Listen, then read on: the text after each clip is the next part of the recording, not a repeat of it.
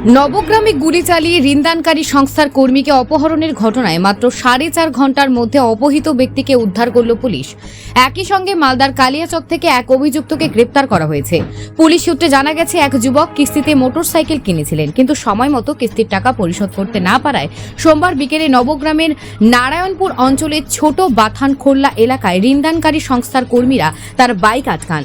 অভিযোগ, সেই সময় যুবক ও তার সঙ্গীরা ফিনান্স সংস্থার কর্মীদের লক্ষ্য করে গুলি চালায়। গুলিবিদ্ধ হন দীপ্তেশ মণ্ডল নামে এক কর্মী, তবে তিনি কোনো রকমে পালিয়ে যান। অন্যদিকে সংস্থার আরেক কর্মী ইন্দ্রজিৎ ঘোষকে ছোট একটি গাড়িতে করে অপহরণ করা হয়।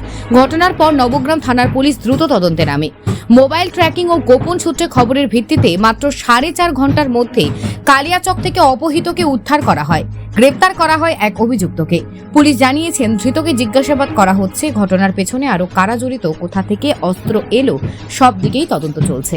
Bureau report, news prime Times.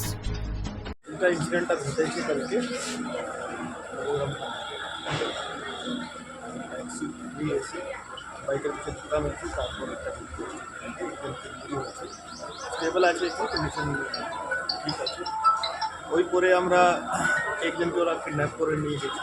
তারপর আমরা ওকে মার করেছি, ইমিডিয়েটলি গিয়ে ওকে পালাচ্ছি। একজনকে অ্যারেস্ট করেছি, ওকে আমরা পাঠাচ্ছি আজকে কোর্টে। বলছি কদিনের জন্য নেওয়া হচ্ছে? 14 দিন। আচ্ছা, উনি তো একাই করেননি, আরও কিছুজন? ওটা আমরা যেটা মেন আসামি আছে ওটা আমরা ধরেছি, বাকি ডিটেল বলছি। এর পেছনে কি বড় কেউ আছে বলে মনে হচ্ছে কিছু? এটা নিজের যেটা ফাইন্যান্সিয়াল স্যার, মোটিভটা টোটালটা কি জানা যাচ্ছে? টাকা পয়সার ব্যাপার ছিল, এটা ফাইন্যান্স কোম্পানিকে ব্যাপার। Thank you.